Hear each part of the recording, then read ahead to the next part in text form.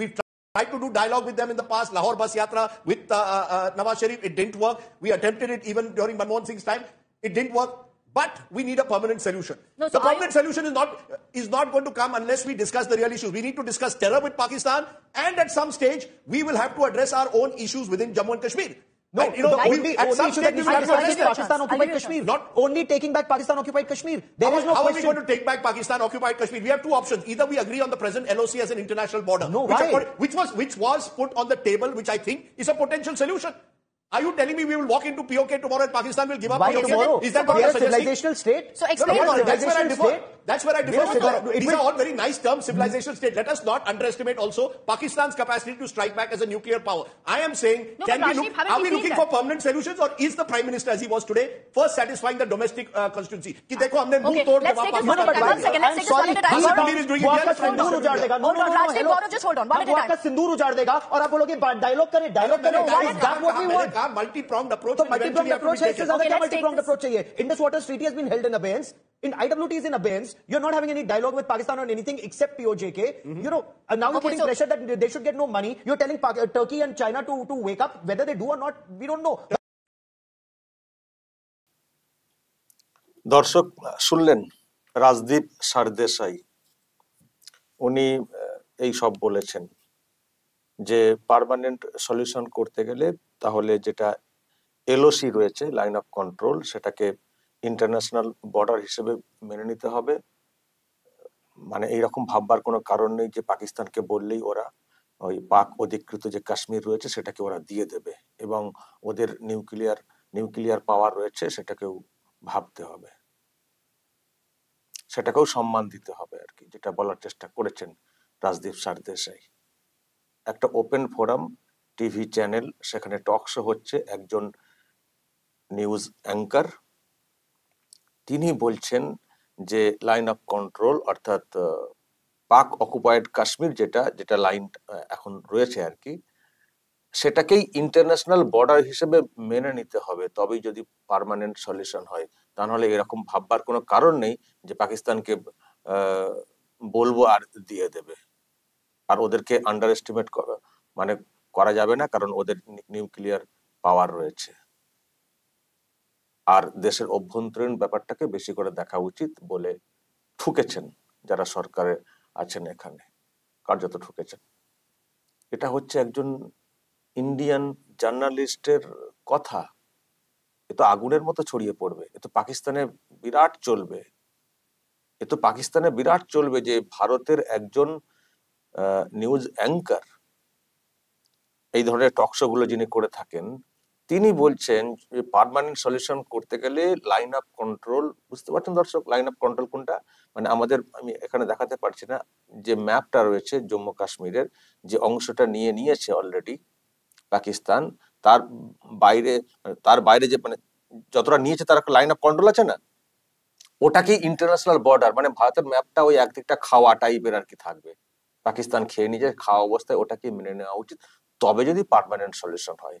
আর এইসব দাবি মানে না যে চাইলেই দিয়ে দেবে। একজন দেশের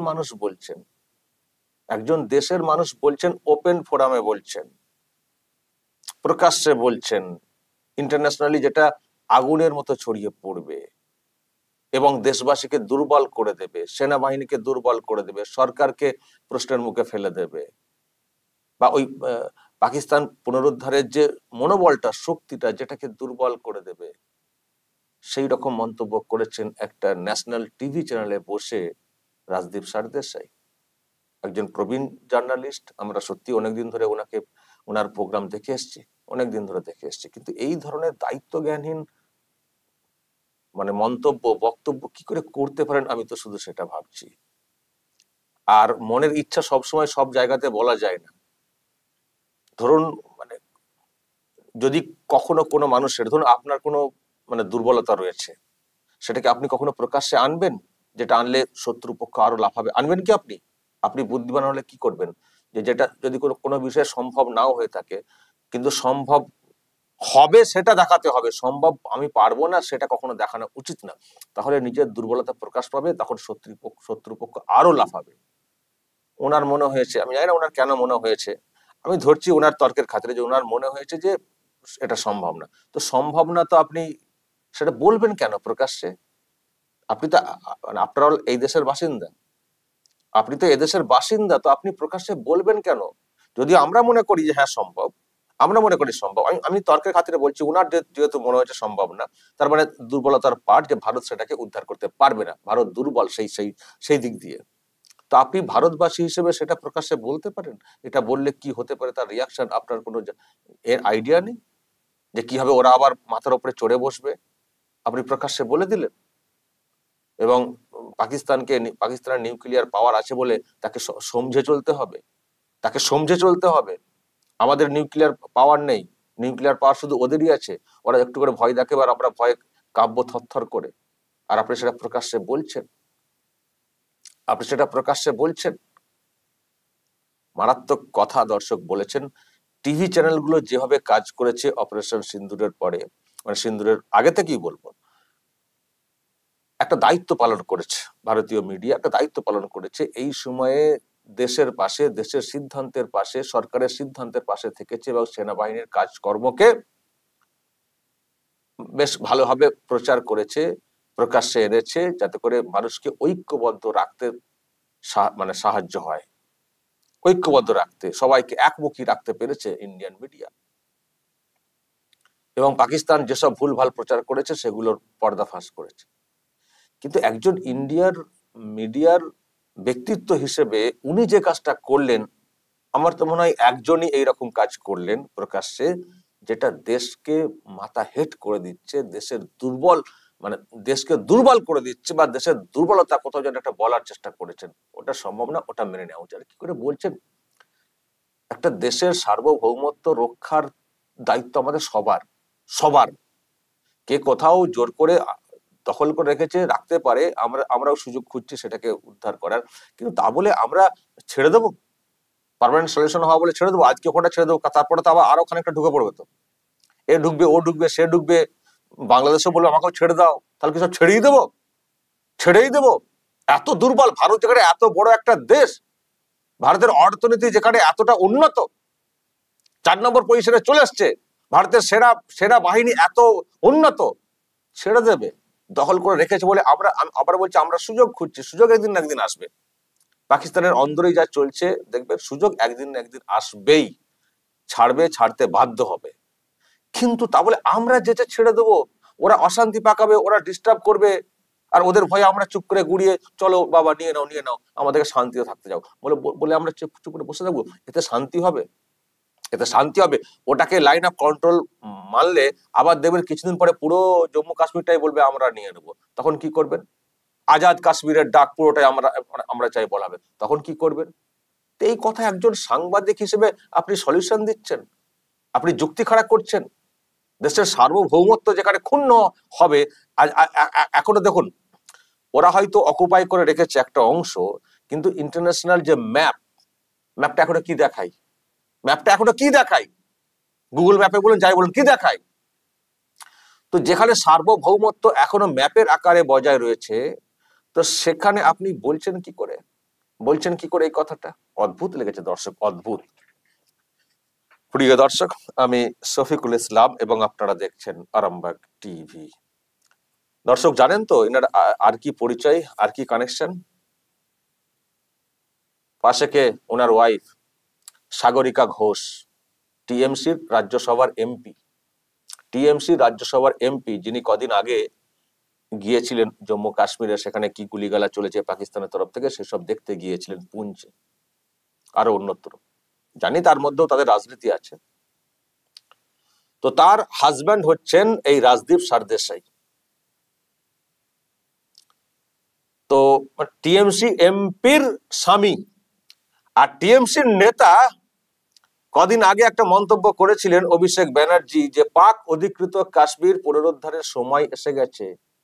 পেহেলগাঁও হামলার প্রেক্ষিতে পাকিস্তানের বিরুদ্ধে হুঙ্কার অভিষেক বলেছিলেন, মানে সাগরিকা ঘোষের নেতা অভিষেক বন্দ্যোপাধ্যায় বলেছিলেন যে পিওকেটা পুনরুদ্ধার করার সময় এসে গেছে, ওটার জন্য ঝাঁপাতে হবে, উনি বলেছিলেন।